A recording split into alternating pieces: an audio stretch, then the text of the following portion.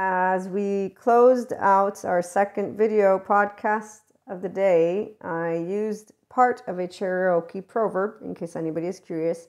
I was reading, as you could notice. And here's where we're going to continue chit-chatting about the importance of the human element. So that is everything that makes you into a lovely human baby. The 3-year-old, again, is a age that I'm using at this point because those first 3 years of life for every one of us, it's implicit memory. And I will make mistakes. I'm sure that I'm going to share it again with words, with everything. So ask me questions and I will gladly expand. However, I'm going to share that a 5D person doesn't have questions typically because they're not seeking to be told how to live life. They're seeking to expand how they already are perceiving and embodying and moving forward in life. So there's a difference when you are your own piece of Purusha Prakriti, and that's where you have a hunch of your own attachment system being in consistent contingent communication. So you do know of how it can feel to be self-empowered, even though it's a hint. And this is where the attachment system for every person knows at least of one instance from these attachment researchers. That's what they share. Of course, it's not set in stone anywhere. That's why the people who are from the ancient times continue to talk about devils and demons and evil versus trauma memory, versus childhood trauma, versus a person who doesn't know how to live relationships minus the drama because they don't know that their hypervigilance, their inclined unease with a relationship that is going really well is not that they're defective, that their actual first 18 months of life, their nervous system learned hypervigilance. And that's why it doesn't block your spirituality awakening. When people use these words in 4D plane, they're misallocating something because they're coming at their topic from we're star babies versus we're human babies. And the part about the stars, the sphere of energy, is a bonus. And here's where I will be making episodes on the bonus part, but I will remain uneducated in the terminology that is very in depth of what 4D people use. So that's not something I'm interested in embarking on completely. And when others have no more knowledge, go for it, share it. However, like I said in a couple of, I use words that embody the sensation. And here, somatics.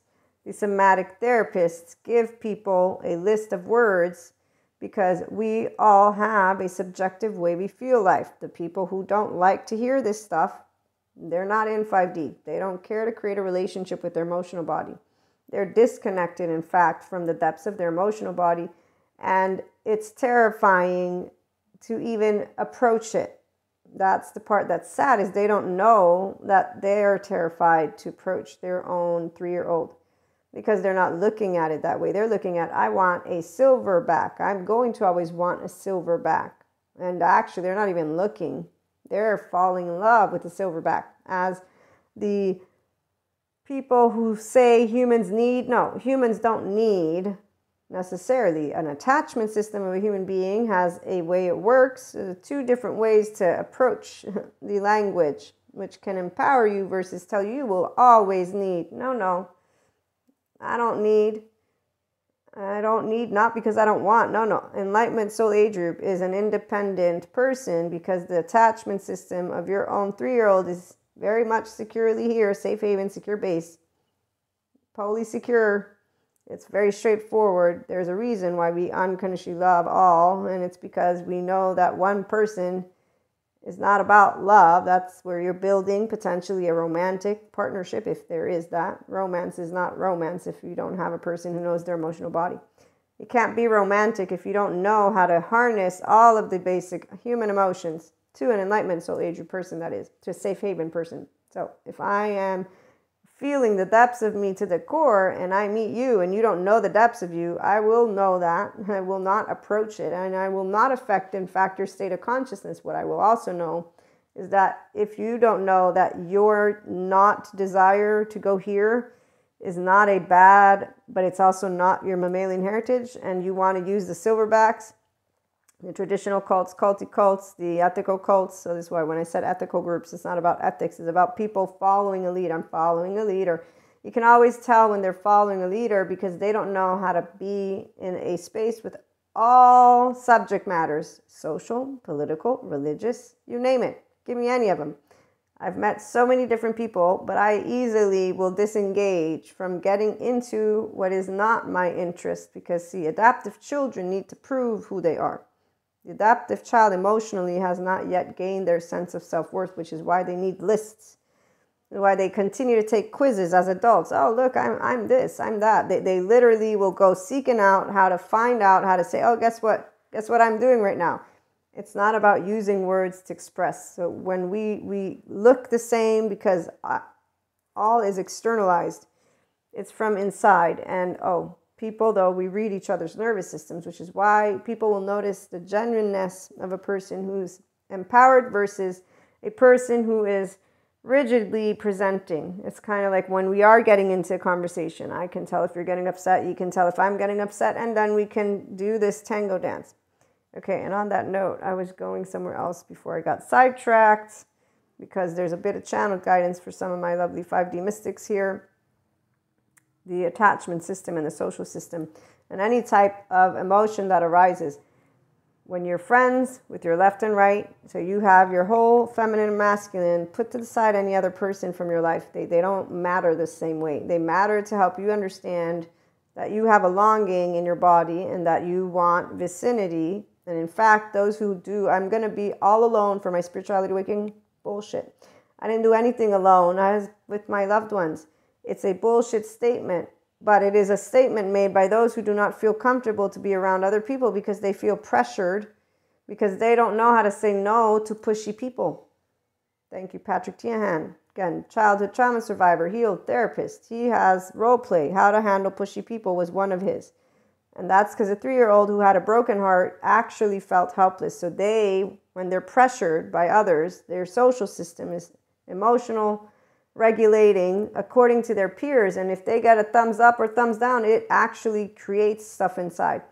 Not for a 3-year-old heart. You can be doing up and down all around. You can be, as long as you're no physical threat, I'm not flinching an eyelash. And in fact, this is where when you observe a scenario like that, which I did, I had a couple of them, like, okay, now I'm starting to understand when Sadhguru speaks about certain words. I'm like, that's really interesting.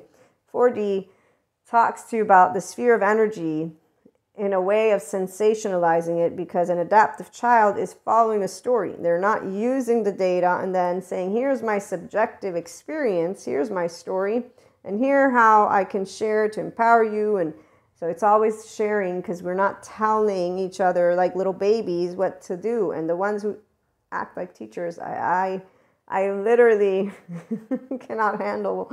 Sometimes I will actually try my best to continue watching because I know there's value, but my body is literally like, why are you talking down to me?